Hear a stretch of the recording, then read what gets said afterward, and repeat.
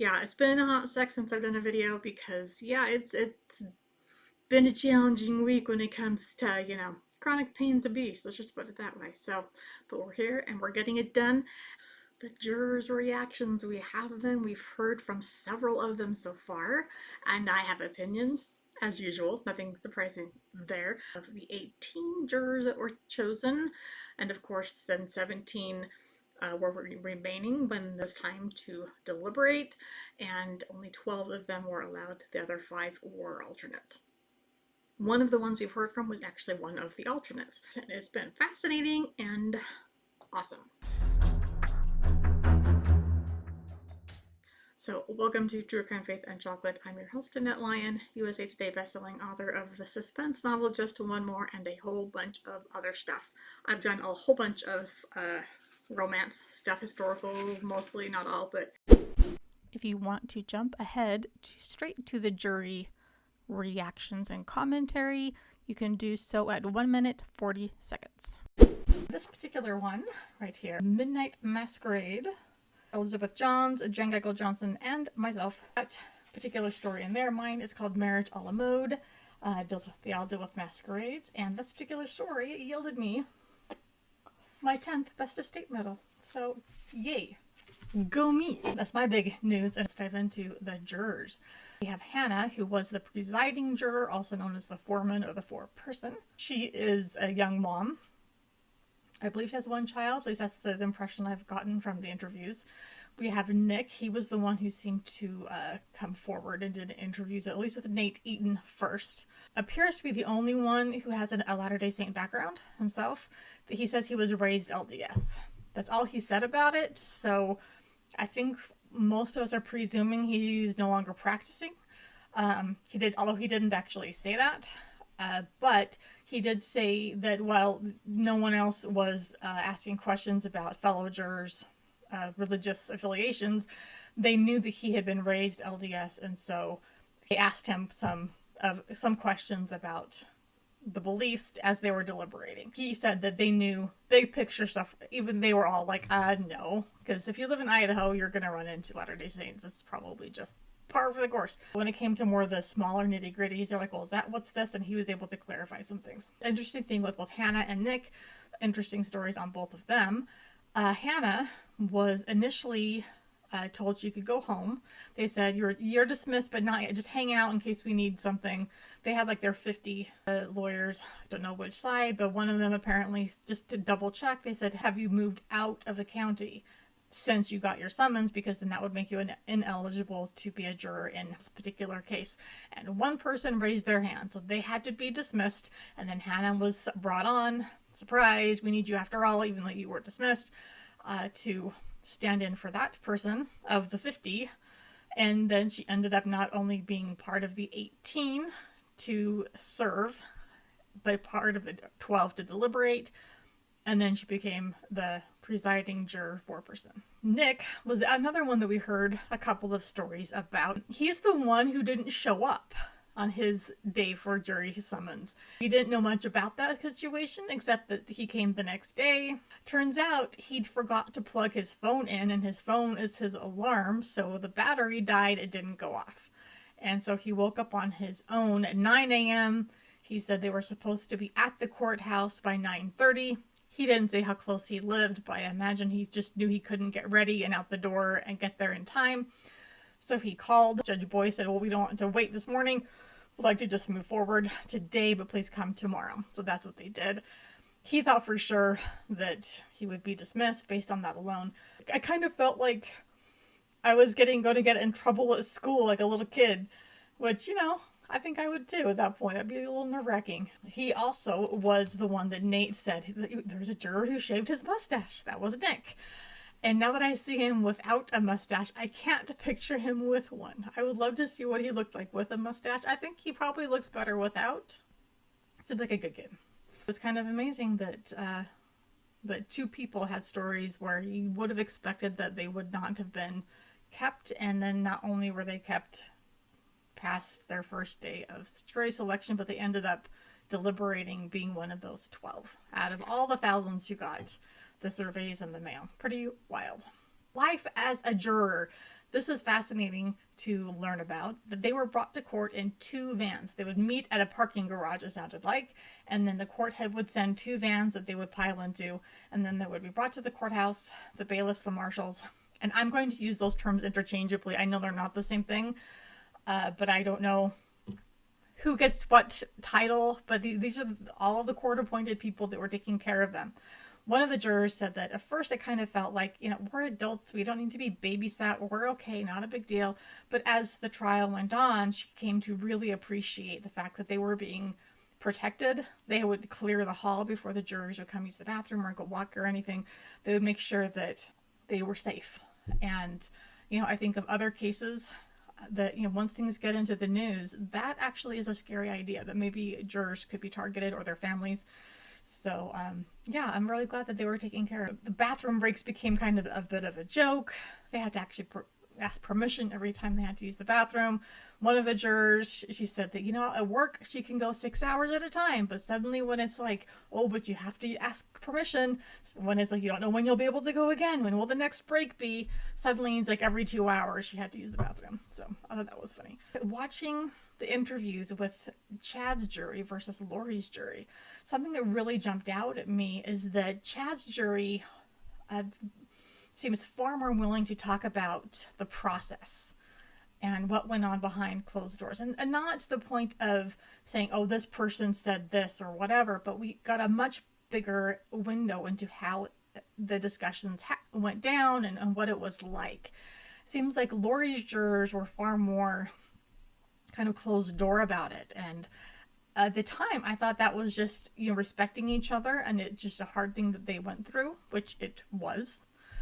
And just out of respect, we'll just keep it quiet. But with hearing how Chad's jury is so open, everybody got along. All 18 of them just ended up being tight friends that they could go to, and they said if I had to go through something like this again, these are the people they would want to do it with. No one was a diva, there were no arguments, they just really got along well. So that makes me wonder if there were a little bit of, a little tension or abrasiveness between people on Lori's jury, which honestly would probably be the norm, because how often is it that you get that many people just drawn randomly, in a sense, who get along and just mesh so well. This is the case that you want a really solid, united jury on, and yay, we got that. Those who have come forward and talked have said that the 2 hardest days were, unsurprisingly, victim impact statements at the end, and then during the main trial, it was seeing the autopsy photos. Which, again, I'm glad they didn't show that to the public. That's images I do not need in my head. The day before the autopsy photos, the bailiffs warned them in advance, said, just so you know, next day in court, we are going to experience this. It will be hard. Brace yourself. And then the day of, they were told again, just so you know, you'll be seeing some difficult images. Prepare yourself. And then again, right before they went in, and then right after, Judge Boyce made sure that they could have a break. And Judge Boyce being so sensitive and understanding as to what the jury would need. So again, sounds like everybody in the court staff was just absolutely fantastic on all of those things. I forgot to mention the names of the other ones that we've heard of. So we had Hannah and Nick, those two, of course, Hannah being the foreperson, are the presiding juror, and then Nick, that we also heard from Blake. Lori, she's the alternate who has come forward. Tracy, Dana, Roy, they thought that, we'll get out of court every day at 3:30. So they're okay. So I'll be able to maybe go to work. Most of them still had to go to their day jobs on some level. And they're like, I can get in a couple of hours of solid work before I need to go to have some dinner or whatever. And they were like, no, at 3:30, it would be, I am mentally and emotionally exhausted. They described it as jet lag, that they were just exhausted, just physically and emotionally after every day. They were finally excused after the trial. The one said that they came home, went to bed around 7:30 at night, did not wake up for 24 hours. This is the following night at 7:30 p.m. they're awake. Not just sitting in a chair for 2 months. It's everything that goes through it it's a physical toll along with everything else. And then another one of the jurors, this is one of the men, he said that he went to go just lie down for a few minutes. His wife said that she was making dinner and would call him when dinner was ready. And then he remembers her waking him up. I think he was on the couch, and she said, maybe you should go to bed. And he said, well, where's dinner? And it was like 10:30 at night already. He slept hours and hadn't realized it. Choosing the foreperson / presiding juror, how they did that, I imagine is different in every jury. I don't know if they were given instructions, but the way Hannah described it, 4 people raised their hands saying that they would be interested in the job. So they had 4 pieces of paper. They were put into a cup. One of them had an X on it, and then the 4 of them just then drew the papers, and whoever got the X was going to be the presiding juror, and that happened to be Hannah. And once she drew the X, then there was the essentially asking, is everybody cool with that? Okay, yes, moving forward. So that's how they chose Hannah. She talked about, as the presiding juror, she had to make sure everybody had their say. If anybody wanted to speak, they could. People wouldn't talk over each other. That everybody, if there was a question or a concern about evidence or the instructions, that they would make sure everybody had their say. They would go around the circle many times to make sure everybody felt comfortable with what they had expressed, what they remembered, and all of that. So it sounds like the entire jury was aware that that was something that was important. The jury, they could not talk to anyone, not even each other, about the case. Hannah's husband would watch the stream of each day, so that he would at least have an idea of what kind of day she had had. So that when she came home, he might know, oh, if this was GPS data, it might not have been such a hard day as the autopsy photos. So Blake just said that he and his wife had a system. He didn't describe what it was, but it was some sort of system suggested by his wife where he could basically somehow express that this was a rougher day than others and what he might need. Which I thought, again, take care of your health, mental, emotional, physical, however you need it during that time. Notable evidence or moments in the trial that they have said, and this is across multiple interviews, so this is just kind of compiling them all together, kind of my impressions of what they've said. It seems like the text and GPS data were just crucial in the state's case, where the state could make a claim that this is what happened, this is what the plan was, and then they would bring out the text and the GPS data that absolutely supported everything that they had just claimed. That was the proof. And they were like, there it is. There you go. Some of the texts that stood out were the plan, the perfectly orchestrated plan about the children. It was getting rid of obstacles and encumbering them between Chad and Lori. When Chad texted Lori right after Tammy's death, I think it was the day after she died, that, yes, I'm sad, but not for the reason everyone thinks. That made them just gross, disgusting. And the one that several of them mentioned was when Chad said how he wanted to turn up the pain on these dark children and lower their pain tolerance. Keeping in mind, these are like preschool toddlers. That just seemed to hit them so hard of what kind of monster this man is. Basically, the kinds of things that stood out for those of us that were watching the whole trial, the jury caught all of those same things too, and really it hit them hard. One of the jurors pointed out, Chad was definitely the one in charge, as many of us have suspected and believed that his kids weren't dark, only Lori's kids, and then Melanie Boudreaux's kids, and the only person in Chad's family who was ever deemed dark was Tammy, and he wanted to get rid of her. How convenient. Ooh. The 2 witnesses that seem to have made it, the ones that were mentioned by name anyway, I guess there were 3 that were mentioned by name. One was Doug Hart from the FBI, about how the digital evidence that he put out there was so clean and clear. There were so many moving parts to this case. So many people, so many times, so many places. And apparently they said Doug Hart his presentation was particularly clear and helpful and just made it very understandable. Detective Mattingly, he was one of the rebuttal witnesses for this state, and his audio recording of his conversation with Emma, basically saying, do you want to see the autopsy results? I'm happy to chat with you right now, not even at the station, but right here.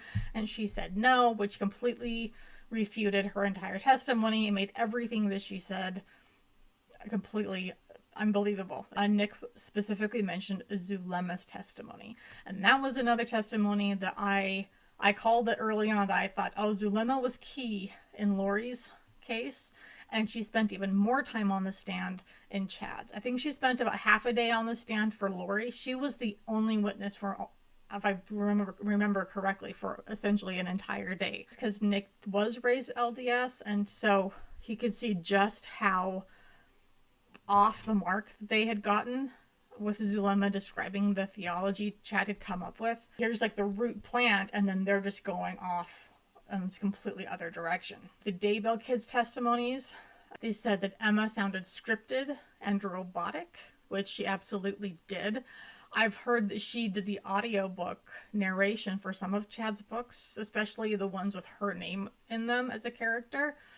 And I wonder what her voice sounds like in those. I haven't listened to them. If I can find something at the library or a used copy, I'll listen to it. I don't want to give any more royalties to that cause, but I am curious as to see what she sounded like on an audiobook narration. I don't think it would have been as robotic, although I doubt she was particularly talented as a narrator. Who knows? They were saying how sad it was that the kids didn't even go to their grandmother's funeral. Tammy's mother died, and they wouldn't go, and that breaks my heart. To not stand by their mother at all, or her family, that just blows my mind. They wouldn't even go to the funeral of their grandmother. One of the men, I want to say it was Blake, it could have been Roy, he said that Garth clearly did not want to be in court. He did not want to be on the stand, and that was my impression as well. Garth sounded to me the less brainwashed of the two. He definitely screwed up his testimony. The jury caught that he messed up who drives the truck versus the car, and oops, I messed that up prior. Here, I got it straight now the way you wanted me to say it. But yeah, I got the impression from them that they had this kind of the same thought, that maybe he isn't completely over the cliff the way Emma is. I had one commenter suggest that maybe the other kids that Pryor thought might be testifying didn't, because Pryor saw the reaction to the kids' testimony on social media. That's an interesting thought. I'd like to look at the timeline on that. Would have been before social media really got out there. I don't know. I wonder if some of the kids are just not completely gone, if they've changed their mind about their dad. We can hope. I guess I'm being optimistic on that. There was the comparison of Emma's being completely robotic and emotionless on the stand, even though Pryor, as we've talked about, has even said, I know this is difficult. If you need a moment, if you need time, here's some tissues in a box if you need them. She didn't need anything. She was heartless the entire time. And then comparing that with the video footage we saw that was new in this case, it wasn't shown in Lori's trial, of Chad in the patrol car talking to Emma through the window. And Emma is so emotional. She's sobbing and crying.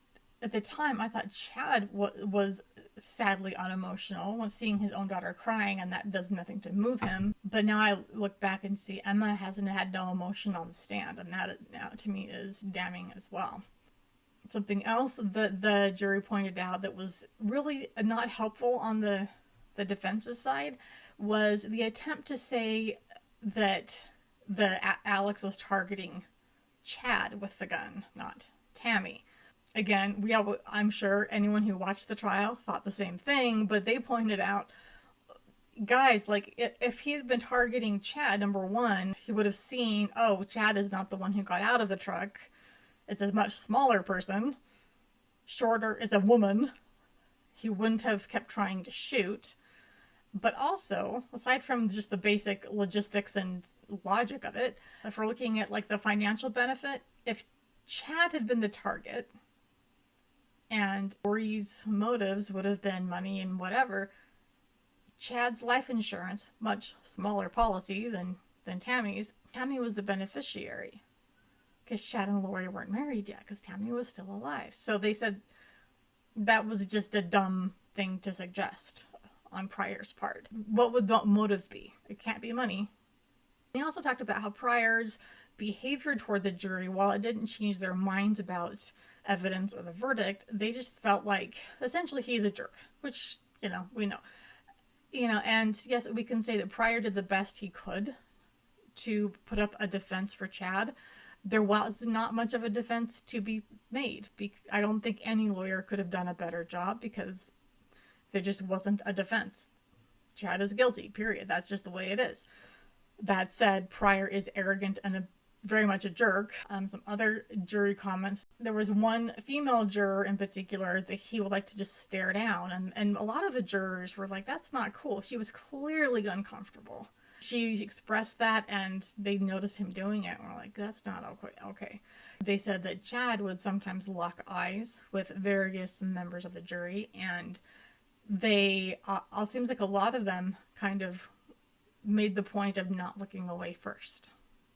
I think Blake might have been the first one to say that, and once the others heard that that's what he was doing, they're like, I'm not looking away either. If Chad looks at me, I'll make sure he looks away first. And they watched him and said that, he just did not show emotion. He was just odd. I was very impressed at how much the jurors said that they were trying to keep an open mind. There was a lot of damning evidence, and they just thought, okay, well, let's wait for the defense to put on their side. Maybe there's an explanation for some of these things. They'll be able to maybe contradict, bring forth other evidence. Oh, we interpreted the state's evidence wrong, and maybe this is another way to interpret it. They were looking for something. And they said, find another explanation for the facts. Give us something. Say, this is a reason to have any doubt. And no, nothing ever came. As we kind of believed, those of us again who watched the whole trial, the defense expert witnesses actually helped the state.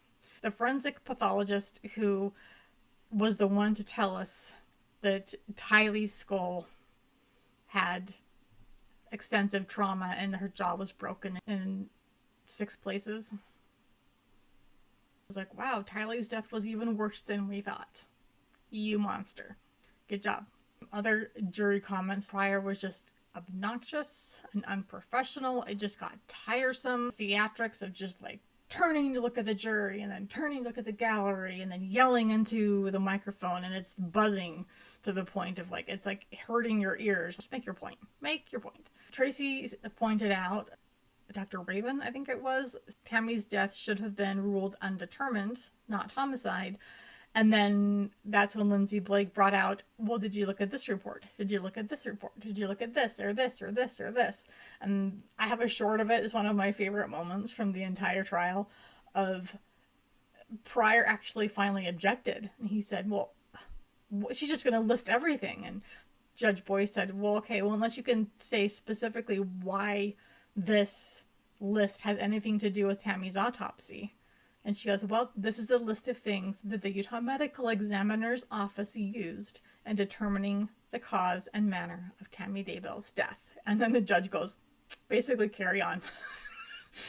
So go Lindsay Blake. One more moment where she was just fantastic. Having that to rebut the idea that, oh, it should have been undetermined. No. Again, they just lost all credibility. Dana got very emotional talking about JJ's death in particular. I can't mentally let myself go there too much right now. The sheer cruelty of how JJ died and at the hands of someone he trusted to keep him safe. How awful that was. Once the main trial was over and they had to then be sequestered, both for deliberating on guilt, but also for the death phase. So a couple things that were interesting there. The jury says that they were told this was the first sequestration in Idaho since 2015. So it does not happen very often. And they were told that this was the longest trial in Idaho state history.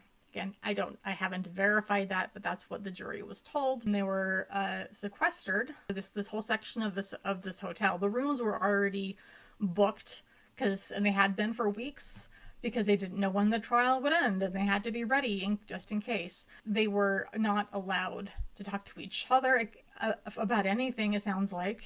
The first night, they were completely cut off from each other. There were some of the bailiffs that we saw sworn in, and part of their oath was that they would not communicate anything to or from the jury except for information saying that they had a verdict. And that meant that even in the morning, come out of your hotel room, you see one of the bailiffs guarding the hall, and you say, "Good morning," he can't respond at all. Like, there was silence, and they were like, "Well, that's just a little disconcerting. He can't even say good morning."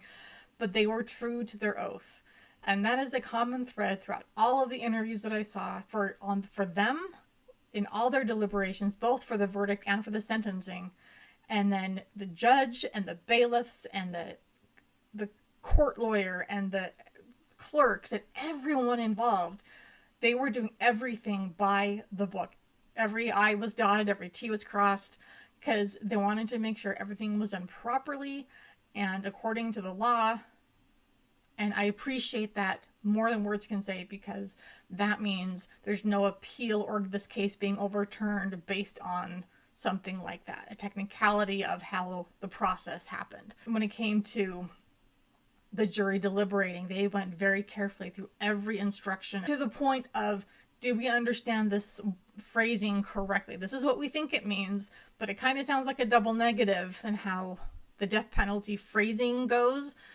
That statute, do we understand this? If we say yes on this question, does that mean what we think it means? And they had to get confirmation from the judge because they didn't want any question. They wanted to make sure everything was done appropriately. All of them said that the first night was just miserable. They weren't allowed to have any TV or phones or computers or anything like that. All they had was a DVD player and a television, I guess, that you could turn on and off, but you couldn't even control the volume. There was no remote control. And you could only watch DVDs that you had brought with you or that they provided and were court approved. And most of them didn't know to bring DVDs. So it sounds like some were provided, but it was late in the evening on the first night. And they had a curfew. I think it was 10 p.m., something like that. So most of them didn't get a chance to do anything but play Sudoku and iron their clothes and go to bed. I felt particularly sad for the alternates because they were sequestered the entire time and didn't even get to deliberate. They're just stuck by themselves. They don't even know how long deliberation is going to take. And that must have just been so hard. On the second day that they realized the court did how hard it had been. And so they blocked off part of a city park and let the jury go out and take a walk away from the public, made sure the public was kept away, a bit of exercise, some sun, some fresh air. The books and DVDs to be approved, it could not have anything to do with, say, true crime or even like a courtroom situation, so no Law and Order or anything like that. I wondered, like, some of the rationale.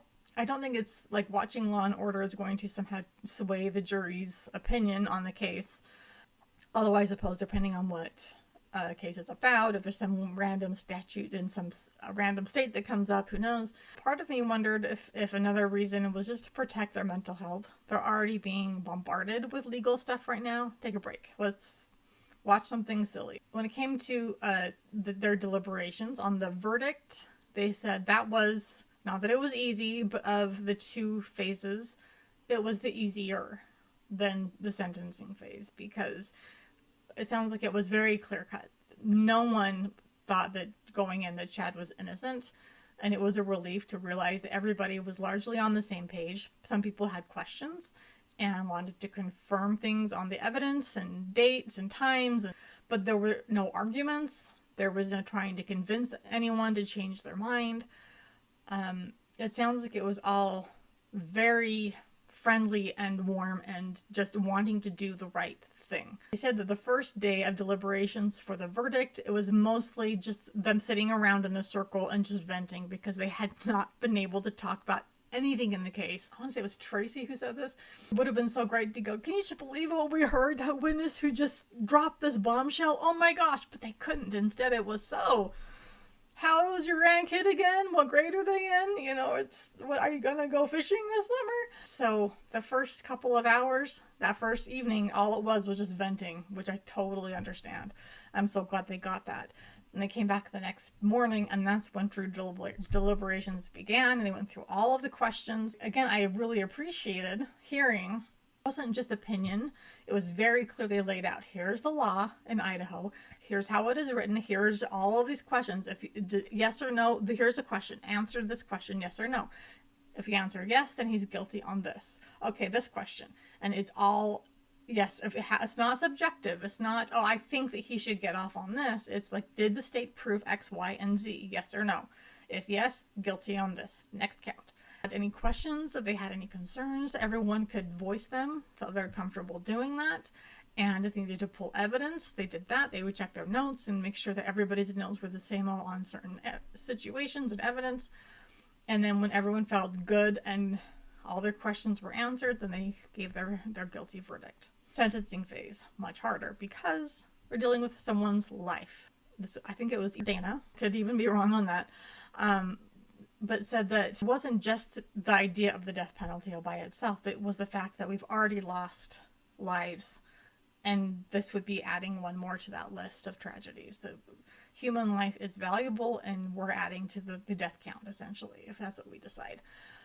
But they said that at the same time, they were grateful that the law is just very much laid out. It's not, do you think this man deserves the death penalty at all? Instead, it was, can you apply the law? And the law says X, Y, and Z. Does this aggravating factor apply? Yes or no? For example, children, yes. Multiple victims, yes. Particularly heinous manner, yes. If you can answer yes to these things, then the Idaho law says then that the penalty is death. So it's not them being subjective. It's not them, in my opinion, X, Y, and Z. It was, I will follow the law. The law says this. And so that's why I said in one of my last videos, I was not at all surprised with the sentencing because they didn't have much of another option. They were basically, all of the aggravating factors that were listed for them were there in Chad's case. They were given no mitigating factors. And they said they were looking for them. They were actually trying to come up with mitigating factors because the defense certainly didn't offer anything besides that this guy had led a crime-free life until now. And he has 5 adult children who seem to be decent citizens-ish. But although I would say that's to Tammy's credit, not to his. There was no mitigating factors. There's nothing. Like, they couldn't come up with them. And there you go. That, by Idaho law, that's it. That's it. So it didn't matter what your beliefs were on the death penalty. They had to follow the law. They were disappointed, although not surprised, that Chad did not provide anything as far as allocution goes in his own defense to plead for his own life. They were surprised that no family showed up. We know that Matt, his brother, and Heather, his wife, Matt's wife, were there for the sentencing, but that was not to support Chad. I think that was Chad's only family there, and again, they were there supporting victims, not Chad. Although I think Chad thought that Matt was there for him. No. They wanted a mitigating factor, even to the point of Chad just pleading for his own life. Something. Not that that would have changed the end result, but they wanted to hear something. And another factor that, I want to say this was Dana, maybe, or Lori, or Hannah. It's one of the women. I'm forgetting now. But they said that one thing that they were concerned with as well is the defendant a threat to society? And they had to say yes. Because if given the opportunity, he will find another Alex, another hitman, probably another Lori, something like that. And if he's left not in solitary and in a high security facility, if he were just in the general population, assuming he's not in danger because he is known for hurting children, if it were just regular life in prison, he could possibly find his next hitman in prison. Someone who is not serving a life sentence and could get out and do his bidding. And that is a disturbing thought. So yeah, he is a threat to society, and even in a regular prison. So having been given the biggest possible sentence, he is not in the general population of a regular prison. He is in a high security prison facility, and he's in solitary for 23 hours a day. Victim impact statements They said the entire courtroom was in tears except for Chad. That even Pryor, it seems, may have shed a couple of tears. Something that we were unable to see or hear on the feed was that the courtroom, there were family members just sobbing. Unless it was the person giving their statement, we couldn't really hear that. The microphones didn't pick that up. I think it was that and the day of seeing the remains. The jurors kind of went to the bathroom on their own turns and burst into tears and had their own little weeping moment then. It goes to show their humanity versus Chad's absolute lack of a soul. Many of the jurors admitted that once it was all over, it was suddenly this loss. Like, yes, it was exhausting, it was so stressful, but they had also bonded with this group for 2 months, and now it's just over. Poof. Poof. Done. Go home. As if it never happened. Blake said he got in his car and he didn't go anywhere. He didn't want to leave for a while. He just sat there and cried in his car. And I think a few others did something similar.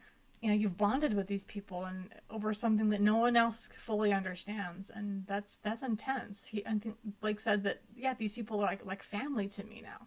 I think it was Tracy who said that she has even more respect now for the U.S. legal system, how fair they try to make it, and Dana mentioned that as well, that is as fair as it can be. Mentioned that the state will reimburse counseling for the jurors if they need it, and I hope many of them do take advantage of that. It's kind of nice that it's not for like court-appointed therapists, that they can find their own and then get reimbursed. I think it's probably a limited number of sessions. I believe in Lori's case it was something like half a dozen.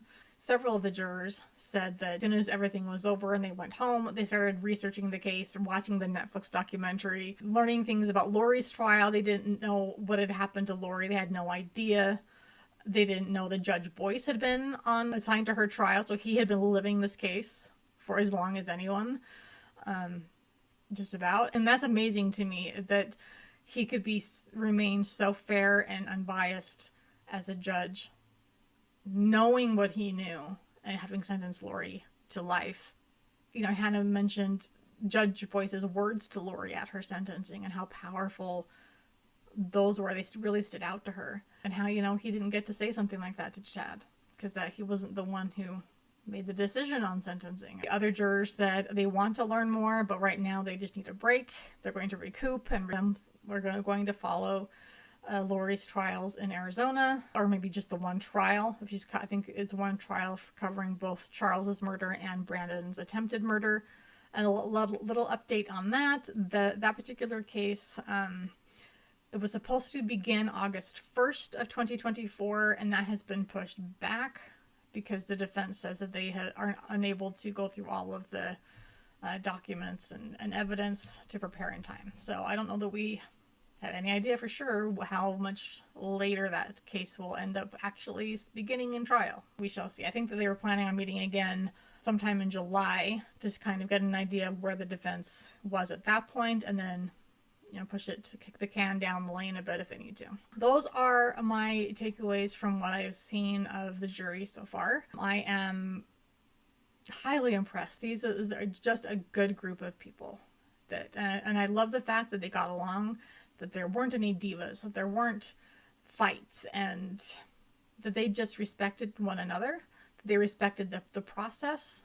I love that they really truly wanted the case to be fair. They wanted Chad to have some kind of defense. They were looking for reasons for reasonable doubt, yet they could see through Pryor's attempts at just confusing the issues and realizing that he wasn't creating doubt. He was just trying to confuse them, and it wasn't working. They saw through the same things that we all hoped that they would see through, and they came to the correct verdict. Thank you. Thank you to the jurors who sacrificed 2 months of their lives. That's a lot of time, even aside from the toll that must have taken on you. And thank you for your service. Justice has been served. If you've stuck around this long, please consider giving this video a like, subscribe to the channel, and click the notification button so that you will make sure to catch any future videos. Just liking and subscribing alone make a really big difference in other people being able to discover the channel. If you have questions, let me know. Drop them in the comments. drop some candy bar emojis while you're at it, because, you know, with all the bitter, we need some sweet, as I always say. I will be planning on doing a Q&A. I have a bunch of questions that I've received in the comments of past videos that I will be addressing, and I have an update on Ruby Frankie and Jody Hildebrandt, which I think you're going to want to see. So stay tuned. We have a lot more coming. Oh, and we also have Hermosillo and Rob Wood. Their interview with Nate. Got to talk about that. So much juicy stuff. They're heroes in my book. So like, subscribe, click the notifications, and then just to help us get through all the bitter, go get yourself something sweet.